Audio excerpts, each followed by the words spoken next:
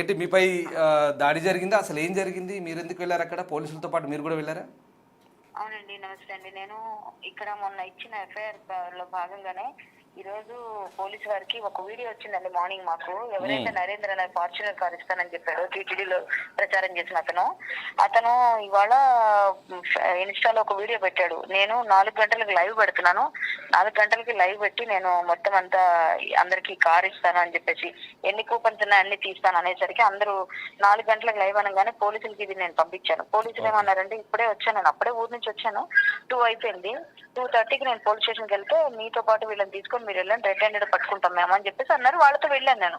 Petitioner నేనే కదా, వాళ్ళు గుర్తుపడతారేమో అని చెప్పేసి వాళ్ళు పిలిచారు. సో వెళ్ళేసరికి మేమందరం వెళ్ళాం, మా బాబు కూడా ఉన్నాడు కార్లో, మేమందరం బయటకు వెళ్తున్నాం. ఈలోగా పోలీసు వారు మమ్మల్ని రమ్మగానే మేము వెళ్ళిపోయాం వాళ్ళతో పాటుగా. వెళ్ళేసరికి అక్కడ వెళ్ళిన తర్వాత వాళ్ళని 2 గంటలు ట్రై చేసి ఆదిపట్ల దగ్గర వండర్ల బ్యాక్ సైడ్ ఒక విల్లాలో, ఇంకా కన్స్ట్రక్షన్ అవుతున్న విల్లాలో వీళ్ళు దందా చేస్తున్నారు. 30 మంది 40 మంది ఉన్నారు మొత్తం. వాళ్ళంతా చూసి పోలీసులంతా చూడంగానే వాళ్ళకి అర్థమైపోయింది మ్యాటర్ అంతా. అర్థమైపోయి మొత్తం అంతా సీజ్ చేశారు, అతన్ని తీసుకున్నారు అవన్నీ. అక్కడ మాట్లాడేప్పుడు కిందకి వచ్చేసరికి మా బాబు దగ్గర కెమెరా ఉంది, వాడి దగ్గర కెమెరాలో డమ్మీ ఏం లేదు. అయితే ఆల్రెడీ మాకు వీడియోలు తీసి మేము దీనికి కూడా చేయాలి. అయితే నువ్వెవరు అసలు, నువ్వు ఎక్కడి నుంచి వచ్చావు అని నన్ను, నీ మొగుడేడి, నీ కొడుకును, చాలా ఘోరం. అంటే ఇంకా నేను చెప్పలేను నా నోట్ వ్యక్తిగత దూషణ చేసి నీకేం పని మేము వెంకటేశ్వర సంతా చేస్తే మేము జెన్యున్ గా ఇస్తున్నాం కదా, మేము దందా చేసుకుంటే నీకేం పని, నువ్వెవరు ఇక్కడ రానికి, అసలు నీకేం పని, నువ్వెవరు అసలు అని అడిగితే నేను పిటిషనర్ అని అన్నా.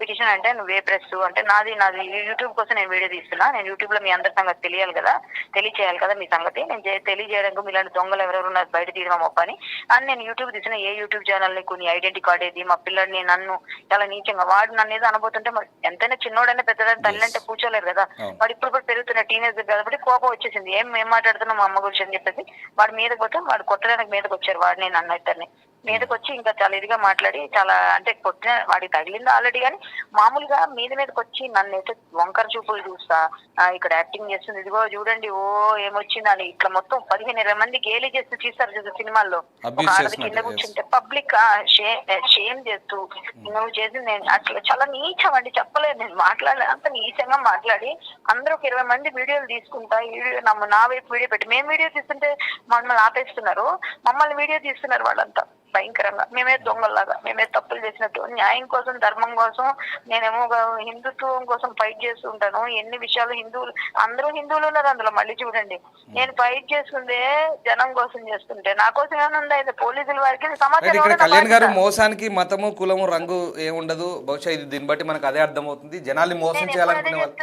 నేను అదే అంటున్నా, తన పన భేదం లేదు నాకు. మన వాళ్ళు తప్పు చేసినా నేను పట్టిస్తా, నేను ఎప్పుడు అదే చేస్తా. ఇవాళే కాదు, నేను కులం రంగు మతం ఏం అవసరం లేదు దీనికి, కానీ ఇంత ఘోరంగా మాట్లాడుతుంటే వాళ్ళకి అక్క చెల్లెలేరా. బట్ ఎగ్జాక్ట్లీ అక్కడ మన ఒక పవిత్ర ఆలయానికి సంబంధించినటువంటి బ్యాక్గ్రౌండ్ వాడుకున్నారు కదా, అది మాత్రం తప్పే. అది చాలా తప్పండి. బల్కంపేటలో కొంతమంది చేశారండి, కాసా ప్రవీణ్ బల్కంపేటలో చేశారు. ఎందుకంటే ఎమోషనల్, ఎందుకంటే చాలా మంది ఎమోషనల్ గా కనెక్ట్ అయి ఉంటారు, భావోద్వేగాలతో కూడుకున్న అంశం టీటీడీ అంటే ఆలయం కాబట్టి. ఘోరం కదండి, నాకు అక్కడ బాధ అనిపించింది. స్వామి అంటే కలియుగ ప్రత్యక్ష, నేను హరిజత చెప్తాను అతని మీద, నాకు ఎంత బాధ ఉంటది, నేను అందుకే ఇచ్చాను. మరి కళ్యాణ్ గారు, సరే ఇదంతా పోలీసులు లేరా? మీరు పోలీసులతో పాటు వెళ్ళారుగా? పోలీసులు ఉన్నారండి, పోలీసులు ఉన్నారు కాబట్టి ఇంకా అలా అయింది. పోలీసులు లేకపోతే ఇంకా ఘోరంగా, ఇంకా నేను చెప్పలేనండి. 30 మంది మగవాళ్ళు ఒక ఆడపిల్ల మీదకి వస్తే ఎలా ఉంటది. నేను మీకు చూడండి వీడియోలు వస్తాయి, అన్ని అందులో ఉన్నాయి క్లియర్ గా. నా లైవ్ కూడా ఉంది, కళ్యాణి పడలోకి వెళ్ళి లైవ్ చూడండి, క్లియర్ గా ఉందండి మీకు. ప్లే చేస్తున్నాం లైవ్ లో ఆల్రెడీ మీరు మాట్లాడుతున్నారు. చాలా ఘోరం సార్ ఇది. చాలా అసలు న్యాయం కోసం మనం పోలీసు వారి సహాయం తెలియదు. నేనేం ఇండివిజువల్ గా పెట్టలేదు, వాళ్ళు తీసుకుని వెళ్ళమంటేనే తీసుకెళ్ళాము. అంటే పోలీసుల సమక్షంలోనే ఇంతలా రెచ్చిపోతున్నారా? పోలీసులు వారెంట్ అడుగుతున్నారు, వీళ్ళెవరండి వారెంట్ అడగడానికి? వాళ్ళు ఎఫ్ఐఆర్ చేశారు, వాళ్ళు చూసుకుంటారు, గారు పంపిస్తారు, వాళ్ళు దొంగతనం చేస్తూ మళ్ళీ మన పోలీసుల్ని మన వ్యవస్థని ప్రశ్నించడం ఏంటి సార్? వాళ్ళ పని ఏం చేయాలి వాళ్ళకి తెలుసు కదా. ఇక్కడ పోలీసుల సమక్షంలోనే ఇంతలా రెచ్చిపోయారా వీళ్ళంతా? అవునండి, అవును. సో ఇప్పుడు మరి మాఫియా నడుపుతున్నారండి, క్లియర్ మాఫియా. ఎంతమంది ఉన్నారు కళ్యాణ్ గారు అక్కడ? 30 మంది ఉన్నారండి, 30 మంది ఉన్నారు. దగ్గర ఒక 10 మంది వెళ్ళిపోయారు పోలీసులను చూసి, ఇంకో 15-20 మంది వాడికి సపోర్ట్ చేస్తూ వీడియోలు చేశారు. ఇప్పుడు ఆ టైంలో అక్కడ ఈ ఎవరైతే 399 చెల్లించిన వాళ్ళు ఎవరైనా వాళ్ళు కూడా చేరుకున్నారు అక్కడికి? అందరూ ఉన్నారండి. మా పిల్లోడు వచ్చాడండి మాతో, నా అబ్బాయి వస్తేనే మేము వెళ్ళాం. చాలా ఘోరం అన్నమాట. మన వ్యవస్థని పాడు చేస్తున్నారని మనం ఇచ్చిన కంప్లైంట్ కి తిరిగి మా మీద దాడి చేయడం అంటే ఎలా, ఏం చెప్పాలి ఇంకా? ఇది మన పరిస్థితి. సరే, మీకు మీ అబ్జర్వేషన్ లో ఆడేమైనా కనబడ్డాయా? కొత్త ఐఫోన్లు కానీ, ఆ కార్ కానీ? అన్ని ఉన్నాయి అంటే అవన్నీ కార్ ఉందండి, అక్కడికి వెళ్ళి కార్ ఉంది. కార్ ని కూడా తీసేశారు పోలీసులు, పట్టుకొని వెళ్ళిపోయారు. పంజగుట్ట తీసుకొచ్చారు, వాళ్ళిద్దరితో పాటు కార్ ని కూడా తీసుకొచ్చారు. ఇప్పుడు పోలీసులు ఆ నిందితుల్ని పట్టుకున్నారు, 2 సెక్షన్ల కింద కేసులు పెట్టారు కదా, సో వాళ్ళందరినీ పట్టుకొచ్చారు. పెడతారో మరి ఏం పెడతారో తెలియదు. చార్జ్ షీట్ లో ఇంకా చాలా మంది ఉన్నారండి, వీళ్ళిద్దరే కాదు చాలా మంది ఉన్నారు, వాళ్ళందరినీ తీసుకొస్తా ఉన్నారు. ఇప్పుడు మీరు ఎక్కడ ఉన్నారు? అంటే మీరు క్షేమంగా బయటకు వచ్చారా?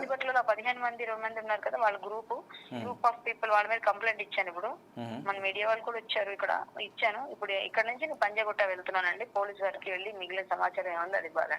ఫైన్. కళ్యాణ్ గారు, మీరు ఏం చెప్పదలుచుకున్నారు, ఏం అపీల్ చేస్తారు? ఎందుకంటే ఇట్లాంటి వాళ్ళు సోషల్ మీడియా వేదికగా జస్టిస్ కావాలండి. సమాజంలో పిల్లల్ని చెడగొడుతున్నారండి ఇట్లా చేసి. బెట్టింగ్ యాప్లు మాపినట్టుగా ఇవి కూడా, ఈ ఇన్స్టాగ్రామ్ ఇవన్నీ కూడా బంద్ చేయాలి.